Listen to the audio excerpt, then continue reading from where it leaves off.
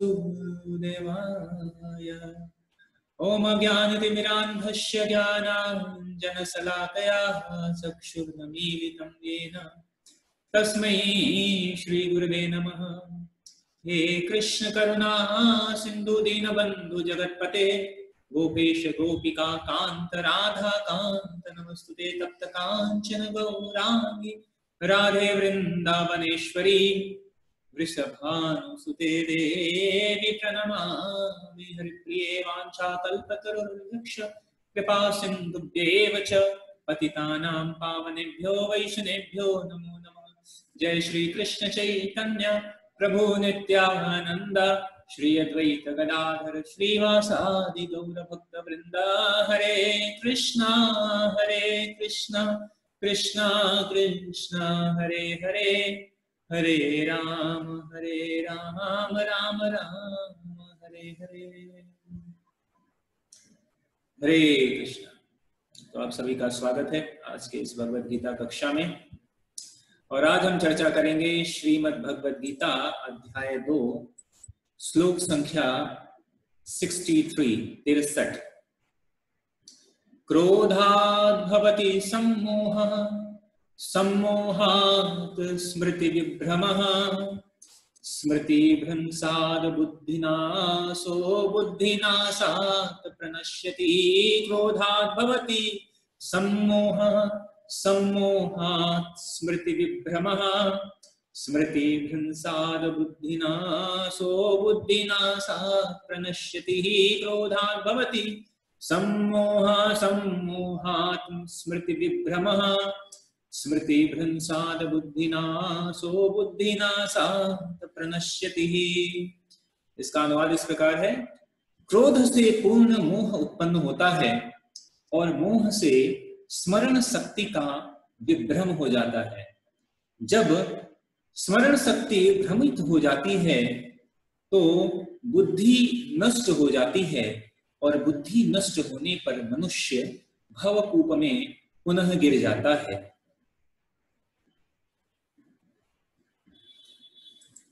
हरे कृष्ण। तो कल हम चर्चा कर रहे थे 2.62 में ध्यायतो विषयान् पुंसः संगस्तेषु उपजायते संगात् संजायते काम कामः क्रोधोऽपि विजायते। तो उसी क्रम में भगवान आगे चर्चा कर रहे हैं कि अगर बार बार विषयों का ध्यान करने पर संगस्तेषु उपजायते जो है आसक्ति उत्पन्न हो जाती है। और फिर ऐसी आसक्ति काम ऐसी आसक्ति जो काम वासना है काम क्रोधो विजायते तो यह क्रोध उत्पन्न कर देता है। और अगर एक बार क्रोध उत्पन्न हो गया तो फिर आगे भगवान आज के यह श्लोक में बता रहे हैं क्रोधाद् भवति सम्मोहः। अगर क्रोध है तो क्रोध क्या करता है वह पूर्ण मोह उत्पन्न कर देता है। मोह या मोह का मतलब क्या है या कहते हैं ना मोह माया ऐसा। तो ऐसा यह पूर्ण मोह जब उत्पन्न कर देता है तो व्यक्ति जो है वह भ्रमित हो जाता है मोहित हो जाता है। और जब व्यक्ति भ्रमित या मोहित हो जाता है तो वह सही और गलत इसके निर्णय को वह करने में सक्षम नहीं हो पाएगा। देखिए इसलिए कई बार कहते हैं हिंदी में कहावत कहते हैं कि जो क्रोध है ना क्रोध से व्यक्ति क्या हो जाता है अंधा हो जाता है। कहते हैं कि क्रोध से व्यक्ति अंधा हो जाता है। अंधा होने का मतलब क्या है कि जब किसी को क्रोध आता है तब वह सही उसका जो ज्ञान है जो उसका जो ज्ञान है संपूर्ण ज्ञान क्या हो जाता है वह नष्ट हो जाता है। तो भगवान बता रहे हैं यह जो ज्ञान है वह नष्ट कैसे होता है। तो भगवान कह रहे हैं सब सर्वप्रथम जो क्रोध है वह मोह उत्पन्न करता है और यह मोह क्या करता है मोह सम्मोहात् स्मृति विभ्रमः। यह जो मोह है वह स्मृति को विभ्रम कर देता है भ्रमित कर देता है स्मृति को भ्रमित कर देता है। आपने जो भी कुछ सीखा है जो ज्ञान प्राप्त किया है वह भ्रमित कर देगा यह मोह। और एक बार जब यह स्मृति भ्रमित हो जाती है तो कहते हैं स्मृति भ्रंशाल बुद्धिनाशो। तो इससे क्या होगा, यह जो स्मृति है, तो आगे बता रहे हैं कि जब स्मरण शक्ति भ्रमित हो जाती है तो बुद्धि नष्ट हो जाती है, और एक बार बुद्धि नष्ट हो गई तो बुद्धि नाशात प्रणश्यति ही, तो व्यक्ति जो है अंधकूप में गिर जाता है। यह पूरा यह साइंस बता रहे हैं भगवान कि किस प्रकार हमारी बुद्धि, हिंदी में कहते हैं ना बुद्धि भ्रष्ट हो गई है, तो यह बुद्धि भ्रष्ट कैसे होती है, यह बुद्धि जो है यह प्रणश्यति, बुद्धि नाशात प्रणश्यति, यह बुद्धि का नाश कैसे होता है, यहाँ पर भगवान पूरा जो है पॉइंट्स बता रहे हैं कि यह कैसे एक एक क्रम में कैसे होता है। तो बात तात्पर्य में लिखते हैं, श्रील रूप गोस्वामी ने हमें यह आदेश दिया है, क्या आदेश दिया है, भक्ति रसामृत सिंधु 1-2-258 में, प्रापंचिकतया बुद्धया हरि संबद्धि वस्तुनः मुमुक्षुभि परित्यागो वैराग्यम फल्गु कथ्यते। इसका मतलब है कि कृष्ण भावनामृत के विकास से मनुष्य जान सकता है कि प्रत्येक वस्तु का जो उपयोग है वह भगवान की सेवा के लिए किया जा सकता है। प्रत्येक वस्तु का जो उपयोग है वह भगवान की सेवा के लिए किया जा सकता है।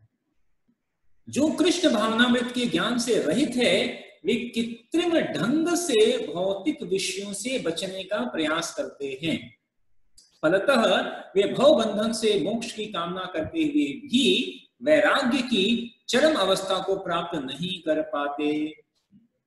तो कहते हैं कि ऐसा वैराग्य क्या होता है, फल्गु वैराग्यम फल्गु कथ्यते, फल्गु वैराग्य, फल्गु वैराग्य मतलब कि बाहर से ऐसा दिख रहा है कि उसने सब कुछ छोड़ दिया है, लेकिन अंदर से वह विषय वासना जो है पकड़ी हुई। तो प्रभुपाद यहाँ पर यह बहुत महत्वपूर्ण बात कह रहे हैं, पिछले श्लोक में जो बात बताया उसी से कंटिन्यू कर रहे हैं कि कृष्ण भावनामृत के विकास के द्वारा ही मनुष्य यह जान सकता है, अन्यथा लोगों को पता नहीं है कि हम प्रत्येक वस्तु को कृष्ण भावनामृत में उपयोग कर सकते हैं, प्रत्येक वस्तु, क्योंकि सब कुछ तो भगवान का है। तो हर वस्तु, भक्त क्या करता है, हर वस्तु को भगवान के लिए वह प्रयोग कर देता है। तो जो लोग भक्ति नहीं करते हैं या कृष्ण भावनामृत में नहीं है, उनको यह पता नहीं है कि हर वस्तु को कृष्ण भावनामृत में कैसे उपयोग करना है। तो वो क्या करते हैं कि कभी कभी अपने इंद्रियों को वश में करने के लिए या कुछ अनेक प्रकार के कृत्रिम प्रयास करते हैं। तो प्रभुपाद कह रहे हैं कि ऐसा तथा कथित वैराग्य क्या है, परित्यागो वैराग्यम फल्गु कथ्यते, ऐसा परित्याग क्या है, फल्गु वैराग्य। तथा तो यह फल्गु वैराग्य क्या है, गौड़ है। गौड़ मतलब प्राथमिक नहीं है, सेकेंडरी, अल्प। लेकिन जो कृष्ण भावनामृत वाला व्यक्ति है, प्रभुपाद कर रहे हैं कि इसके विपरीत कृष्ण भावना भावित व्यक्ति जानता है कि प्रत्येक वस्तु का उपयोग भगवान की सेवा में किस प्रकार किया जाए, फलतः वह भौतिक चेतना का शिकार नहीं होता। देखिए, प्रैक्टिकल रूप में अगर हम कहें कि यह कृष्ण भावनामृत है क्या या भक्ति है क्या, वास्तविक रूप में भक्ति का मतलब है कि आपके पास जो भी कुछ है उसको किस तरह कृष्ण की प्रसन्नता के लिए उपयोग कर सके। जो भी कुछ है, अगर हमारे पास शक्ति है, शारीरिक शक्ति है, तो उस शारीरिक शक्ति का उपयोग भगवान के लिए किया जा सकता है। अगर हमारे पास बौद्धिक शक्ति है, मानसिक शक्ति है, तीक्ष्ण बुद्धि है, तो उसका उपयोग भगवान की प्रसन्नता के लिए किया जा सकता है। अगर हमारे पास जो है कुछ बोलने की कला है, किसी के पास जो है कुछ कुकिंग करने की कला है, किसी के पास जो है कुछ क्राफ्ट या आर्ट है। आप देखिए, प्रभुपाद के जो शिष्य हैं, आप बीबीटी में देखिए, इतने सुंदर जो है चित्रण किए हुए हैं भगवान श्री कृष्ण की लीलाओं का, कि उनको देखते ही कोई व्यक्ति कह उठता है कि वाह क्या कितना सुंदर है, कृष्ण भावना भावित हो जाता है। आप देखिए, अगर वास्तविक रूप में इस समय देखें कि जब भी आप कृष्ण लिखेंगे, आप जाइए कहीं भी लिखिए कृष्ण शब्द, तो आजकल जो है यह बीबीटी का, भक्ति वेदांत प्लस बीबीटी के जो ऑथराइज्ड आर्ट गैलरी है, आज हर जगह वही प्रसिद्ध है। जो है जब भी कृष्ण कृष्ण की लीलाओं के बारे में कहते हैं, तो प्रभुपाद के जो शिष्य हैं, वह प्रभुपाद के शिष्यों ने इस तरह जो है सुंदर चित्रण किया, इसके लिए प्रभुपाद की प्रसन्नता के लिए। प्रभुपाद ने देखा कि किस शिष्य में कौन सा गुण है, किस शिष्य में कौन सा गुण है, और प्रभुपाद उन गुणों को क्या करते थे, प्रोत्साहित करते थे। एक बार की बात है कि एक बार प्रभुपाद के एक डिसाइपल थी माता जी, तो वो पेंटिंग करती थी, तो उन्होंने पेंटिंग्स किया, लेकिन पेंटिंग में क्या हुआ कि आप देखते हैं कि जैसे जब हाँ भगवान है, तो श्रीमती राधा रानी का जो हाथ है या कुछ भी आप देखिए, वो भगवान की तरफ होता है, या भगवान को कुछ देने के लिए, या भगवान को कुछ ऐसा, या भगवान की तरफ वो निहारती हैं ऐसा, तो दैट इज ऑथोराइज, प्रमाणिक। तो उन्होंने चित्रण किया, लेकिन वो चित्र कुछ ऐसा हो गया कि भगवान एक तरफ है और राधा रानी जो है उनके हाथों में हार है, लेकिन वो दूसरी तरफ हो गया, दूसरी तरफ, भगवान की तरफ नहीं है, दूसरी तरफ। तो प्रभुपाद ने देखा और फिर कहा कि ये, प्रभुपाद ने कहा कि ये आपने जो चित्र बनाया है ऐसे तो बहुत सुंदर है, लेकिन कि क्या राधा रानी जो है, he got any other boyfriend, कि उनके लिए हार दूसरी तरफ रखा है? राधा रानी तो हमेशा हार भगवान की तरफ रखती है। तो जो माता जी थी, इन्होंने जो बनाया था पेंटिंग, मैंने इतनी मेहनत से बनाया, लेकिन गलत बन गया, पेंटिंग्स गलत बन गया, बहुत ही निराश हो रही थी। तो तुरंत प्रभुपाद ने कहा कि no no no no no, I understand, अब मुझे समझ में आया कि वास्तविक रूप में राधा रानी आपकी पेंटिंग से इतना प्रसन्न है कि वो हार आपको पहनाने के लिए आपकी तरफ इंगित कर रही है, कि आपको हार पहनाना चाहती है। तो जब उन्होंने ये सुना, तो तुरंत उनको जो है रिलीफ मिली, बहुत सांत्वना मिली और बहुत प्रोत्साहित हुई। तो उन्होंने कहा कि तो फिर दोबारा उन्होंने पेंटिंग बनाई और राधा रानी को जो है भगवान की तरफ किया। तो कहने का मतलब, प्रभुपाद ने देखा कि किस तरह किसी को प्रोत्साहित करना है। अगर कोई कलाशील है, कोई आर्ट करता है, या कोई गाता है, कोई इंस्ट्रूमेंट बजाता है, नहीं तो प्रभुपाद ने देखा कि हिप्पियों में क्या विशेष है, उनको म्यूजिक में बहुत इंटरेस्ट था। तो प्रभुपाद ने करताल लिया और कहा म्यूजिक शुरू कर दिया। तो सभी कुछ अपने बैंड जो है, गिटार, बैंजो, क्या जो अलग अलग जो है इंस्ट्रूमेंट लेकर प्रभुपाद के साथ हरे कृष्ण कीर्तन करने लगे। तो कहने का मतलब कि केवल कृष्ण भक्त ही है जो यह जानता है कि हर वस्तु को कृष्ण की सेवा में किस तरह लगाना है, एंड दैट इज द भक्ति। भक्ति क्या है? भक्ति में हम क्या करते हैं, हर चीज को कृष्ण की सेवा में लगाते हैं। अगर हमारे पास परिवार है तो उस परिवार को कृष्ण की सेवा में लगा देना। परिवार है, पुत्र है, पुत्री है, माता है, पिता है, तो उन सबको भगवान की सेवा में लगा देते हैं।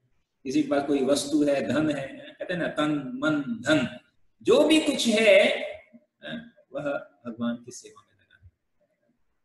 यह है वास्तव, यही है भक्ति। जो भी कुछ मिला कृष्ण की सेवा में लगा।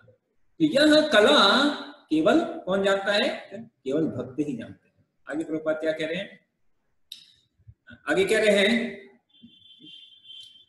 कि निर्विशेषवादी के अनुसार भगवान निराकार होने के कारण भोजन नहीं कर सकते, अतः वह अच्छे खाद्यों से बचता रहता है, किंतु भक्त जानता है कि कृष्ण परम भोक्ता है और भक्ति पूर्वक उन पर जो भेंट चढ़ाई जाती है उसे वह खाते हैं। तो आज प्रभुपाद बात कर रहे हैं, खाने की बात कर रहे हैं, और आज जगन्नाथ रथ यात्रा है। तो तो जगन्नाथ कहते हैं कि जगन्नाथ कौन से भगवान है? जगन्नाथ वो भगवान है, खाने वाले भगवान है। आज हम लोग प्रसाद पा रहे थे तो एक भक्त ने कहा कि जगन्नाथ का मतलब खाने वाले भगवान। जगन्नाथ जी के बारे में ऐसा कहा जाता है कि जगन्नाथ जी को जो भोग लगता है और भोग लगने के बाद पुजारी घंटी बजाकर भोग निकालता है और भोग निकालने के बाद उनको आचमन दिया जाता है। आचमन मतलब मुख प्रक्षालन, हस्त प्रक्षालन ऐसा दिया जाता है। तो जब तक वो पहली मतलब एक भोग ग्रहण करने के बाद जब मुख भी नहीं पूछते हैं तब तक दूसरा भोग हाजिर हो जाता है। दूसरा भोग हाजिर हो जाता है और जगन्नाथ जी फिर दूसरा भोग खाना शुरू कर देते हैं। दूसरा निकला कि नहीं कि फिर तीसरा, और इस तरह मतलब जगन्नाथपुरी में मतलब कंटिन्यूअस भोग जो है ऐसा लगता ही रहता है।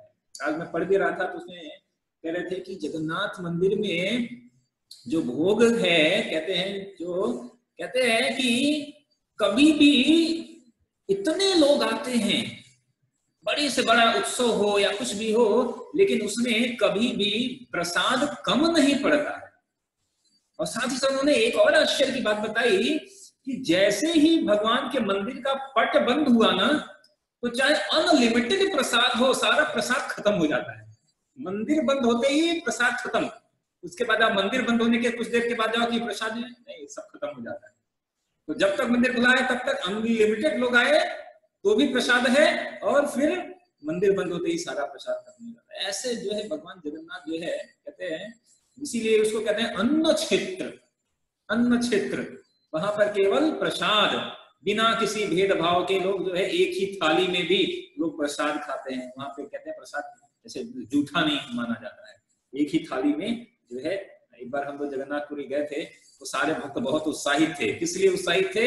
आनंद बाजार में प्रसाद लिया और एक ही थाली में 10 भक्त बैठकर एक साथ प्रसाद खाना शुरू किए। क्योंकि नॉर्मली जो है किसी भक्त की थाली से कुछ प्रसाद अगर ले लिया बहुत बहुत गुस्से हो जाते हैं, क्यों लिया, बिना पूछे क्यों लिया, और लड़ाई हो जाती है। लेकिन वहां पर जो है बहुत उत्साही से थे कि एक ही थाली में हम लोग प्रसाद खाएंगे। तो प्रभुपाद कह रहे हैं कि ये जो प्रसाद है, निर्विशेषवादियों के पास ये अवसर नहीं है। उनको लगता है कि भगवान निराकार है, वो तो कुछ खाते नहीं है। लेकिन प्रभुपाद कहते हैं कि लेकिन जो भक्त है वो जानता है कि भगवान क्या है, भुक्ताराम, परम भोक्ता है। तो अच्छे अच्छे जो है व्यंजन बनाते हैं और उनको प्रसाद पहले भोग लगाते हैं और फिर प्रसाद के रूप में ग्रहण करते हैं। तो प्रभुपाद कह रहे हैं कि इस प्रकार हर वस्तु जो है प्राणवान हो जाती है और अधःपतन का कोई संकट नहीं रहता। तो इस तरह जब जो है नीचे गिरने का कोई औचित्य नहीं रहता है। क्यों?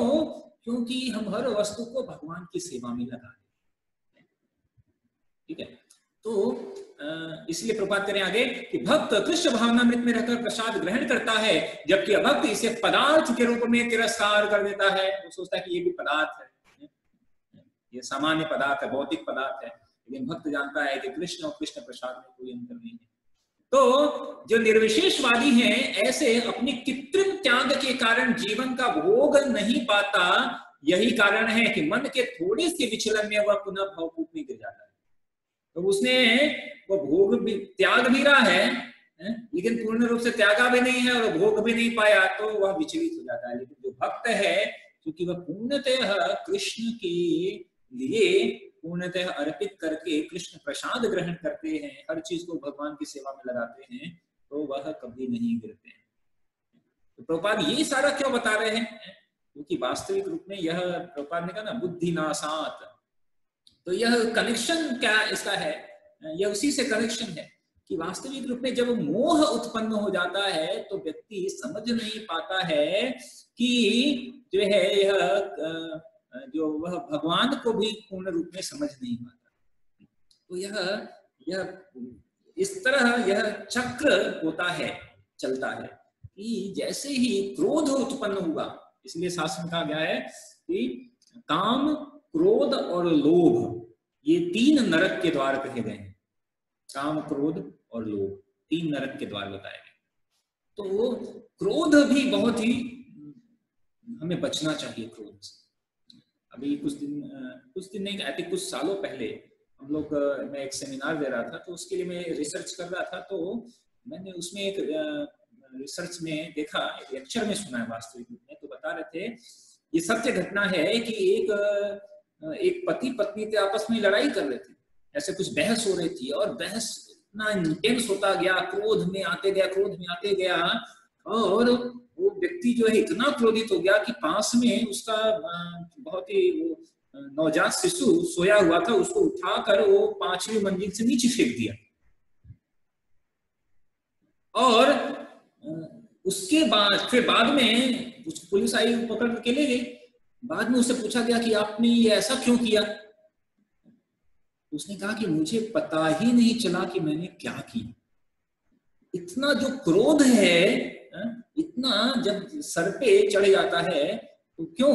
क्योंकि बुद्धि नाशात, क्रोध क्या करती है? बुद्धि को विनष्ट कर देती है, बुद्धि को विनष्ट कर देती है। तो इसीलिए अब देखिए बड़े बड़े जो महात्मा गण होते थे, वो कितने शक्ति संपन्न होते थे कि उनके पास कुछ श्राप दे दिया तो बड़े बड़े राक्षस समाप्त हो सकते थे। लेकिन वो क्या करते थे महात्मा लोग? किसी क्षत्रिय को बुलाते थे, जैसे विश्वामित्र बुलाए एक क्षत्रिय, राम और लक्ष्मण को मान के ले गए कि ये जो है उपद्रव कर रहे हैं राक्षस, आप उनका संहार करें। तो वहां पे जो ऋषि गण रहते थे वो शक्तिशाली होते थे, वो मंत्रोच्चारण से जो है थोड़ा सा भी क्रोध कर दे तो उनकी आंखों से चिंगारी निकल के वो सब भस्म हो सकते थे। लेकिन वो क्यों नहीं करते थे? क्योंकि जैसे ही कोई क्रोध करता है तो क्रोध के फलस्वरूप उसकी जो आध्यात्मिक शक्ति है वो विनष्ट हो जाती है, वो समाप्त हो जाती है। जैसे अगर कोई श्राप दे दिया क्रोध के कारण, तो उसने जो भी आध्यात्मिक शक्ति अर्जित की थी वह आध्यात्मिक शक्ति जो है समाप्त हो जाती है, उसको फिर से जो है उस शक्ति का अर्जन करना पड़ता है, आध्यात्मिक बल का अर्जन करना पड़ता था। तो इसलिए वह किसी भी प्रकार का क्रोध नहीं करते थे और फिर क्षत्रियों को बुलाते थे, क्योंकि क्षत्रिय का कर्तव्य है कि धर्म के लिए युद्ध करे, क्षति से रक्षा करे। क्षत्रिय का कर्तव्य है कि वह धर्म के लिए क्रोध भी कर सकता है। तो कहने का मतलब कि ये जो क्रोध है इस प्रकार जो है ये हमारे आध्यात्मिक शक्ति को यह समाप्त कर देता है, बुद्धि को नष्ट कर देता है। तो इसलिए भगवान करें क्रोधात् भवति, क्रोध आता है तो वह क्रोध क्या करता है कि जो है वह उस क्रोध से, एक मिनट, तो जब भी क्रोध आता है वह स्मृति विभ्रम, जो स्मृति है उसमें भ्रम उत्पन्न करना शुरू कर देगा कि यह फिर सही या गलत का निर्णय करना हमारे लिए बहुत मुश्किल होना प्रारंभ करेगा। और यह स्मृति क्या करेगा? तुरंत बुद्धि पर अटैक करता है। और हम जानते हैं कि जो बुद्धि है वह सही और गलत के निर्णय करने के लिए जिम्मेदार है। बुद्धि ही है जो है वह जिसमें डिस्क्रिमिनेशन पावर है, वह सही और गलत का निर्णय करती है, जो बुद्धि है। तो जो बुद्धि, तो यह स्मृति जो है हमने जो याद रखा है या ज्ञान है, तो वह उससे धीरे धीरे क्या करेगा? बुद्धि जो है, स्मृति जो विभ्रम उत्पन्न हो गया है तो उससे बुद्धि विनष्ट होना प्रारंभ हो गया। और एक बार बुद्धि विनष्ट हुई तो व्यक्ति जो है, क्योंकि जो बुद्धि विनष्ट होने का मतलब, बुद्धि का सिम्टम्स क्या है? ज्ञान। बुद्धि मतलब ज्ञान की तलवार से। तो बुद्धि को तीक्ष्ण कैसे किया जाता है? ज्ञान के द्वारा। तो यह जो ज्ञान हमने लिया हुआ है, हमने पढ़ा हुआ है कि अभी हमें ये नहीं करना है, क्रोध से बचना है, काम वासना से बचना है, लोभ से बचना है, ईर्ष्या से बचना है, द्वेष से बचना है। लेकिन एक बार बुद्धि विनष्ट होने के बाद वह जो है हम जो है ऐसा भ्रमित तो होंगे कि हम सही और गलत का निर्णय हमारे लिए करना बहुत ही मुश्किल हो जाएगा। और ऐसी परिस्थिति जब आएगी तो व्यक्ति क्या हो जाता है? फिर विनष्ट हो जाता है, क्योंकि बुद्धि काम नहीं कर रही है। तो इसलिए यह बहुत ही महत्वपूर्ण है कि इसका प्रारंभिक रूप कहाँ है? इसलिए श्लोक में बताया ध्यायतो विषयान, विषय इंद्रिय निग्रह करो, मतलब इंद्रियों का जो है हमें कंट्रोल करना है। और विषय वासना से बचना है। अगर विषय वासना से हम बचना प्रारंभ करेंगे तो फिर यानी सत्संग कैसे कर सकते हैं विषय वासना से बचना, कि हम सत्संग करें, भक्तों का संग करें। अगर अगर वह नहीं करते हैं तो बार बार विषय वासना का ध्यान करने से आसक्ति उत्पन्न होगी, आसक्ति से काम वासना उत्पन्न होगा रजोगुण से, और वह काम क्या करेगा, क्रोध में परिणत हो जाएगा। क्रोध जो है स्मृति का नाश करेगा, स्मृति से जो है बुद्धि नाश हो जाएगा, और एक बार बुद्धि समाप्त तो फिर हम सही गलत का निर्णय करने में अक्षम हो जाएंगे। फिर हमें लगेगा कि यह जो गलत है लगेगा यह सही है, जो गलत है वो हमें लगेगा कि ये सही है, जब हम गलत हमें लगेगा कि हम सही हैं और वो गलत है। तो ऐसी स्थिति आ जाने के बाद फिर बहुत ही मुश्किल है। इसलिए जो है हमें क्या करना है, आगे भगवान बताते हैं, इसीलिए राग द्वेष विमुक्त विषयान निद्रिय शरण, कि समस्त राग द्वेष से मुक्त एवं अपनी इंद्रियों को संयम द्वारा, अपनी इंद्रियों को संयम द्वारा वश में करना है। और ऐसा समर्थ व्यक्ति भगवान की कृपा प्राप्त कर सकता है जो अपनी इंद्रियों को संयम करता है, क्योंकि प्रारंभ वो यहां से हो रही है, इंद्रियों का संयम। इंद्रियों से ही जो है, जैसे भगवत गीता के प्रथम उसमें इंट्रोडक्शन में दिखाया गया है कि जो घोड़े हैं वो क्या है, इंद्रियां हैं, और जो लगाम है क्या है, मन है, और जो सारथी है वो क्या है, बुद्धि है। तो जो सारथी है वो लगाम को कसके अगर पकड़ी रहेगी तो जो इंद्रियां हैं वह वश में रहेगी, लेकिन अगर लगाम को खुला छोड़ दिया जाए तो इंद्रियां भी अपने अपने तरफ खींचेंगी, और ऐसी स्थिति में जो सारथी है वो क्या हो जाएगा, विविल्डर हो जाएगा, उसको समझ में नहीं आएगा क्या करे क्या नहीं करे, बुद्धि जो है विविल्डर हो जाएगी। और ऐसी स्थिति में फिर आत्मा जो है वह तो जो रथ पे आरूढ़ जो आत्मा है उसके लिए बहुत समस्या का कारण है। भगवान कह रहे हैं कि इसलिए हमें क्या करना है कि यह बहुत ही, इस पूरी स्ट्रेटेजी को समझना है, इस पूरे क्रम को समझना है कि किस प्रकार विषयान ध्यायतो विषयान पुंसा से बुद्धि प्रणश्यति ना, क्या है, बुद्धि नाशात प्रणश्यति तक, यह पूरा यह जो क्रम है यह कैसे आता है। तो हमें इसको आगे ही बढ़ने देना है, वहां पर ही हमें समाप्त करते रहना है, जिससे कि बुद्धि नष्ट होने से पहले ही हम सद्बुद्धि हमें मिल जाएगी, तो बुद्धि नष्ट नहीं होगी। तो हमें बुद्धि को तीक्ष्ण बनाना है आध्यात्मिक ज्ञान के द्वारा, भगवत गीता के द्वारा, भक्तों के संग के द्वारा, और इसी के द्वारा ही हम क्या कर सकते हैं, कल हम बात करेंगे ना, सवय मन कृष्ण पदाय रवेंगे, समस्त अपनी इंद्रियों को भगवान की सेवा में लगाएंगे, भक्तों का संग करेंगे, तो धीरे धीरे हम सारे जो नरक के द्वार हैं, काम क्रोध लोभ, इनसे हम बच सकते हैं। ठीक है, हरे कृष्ण।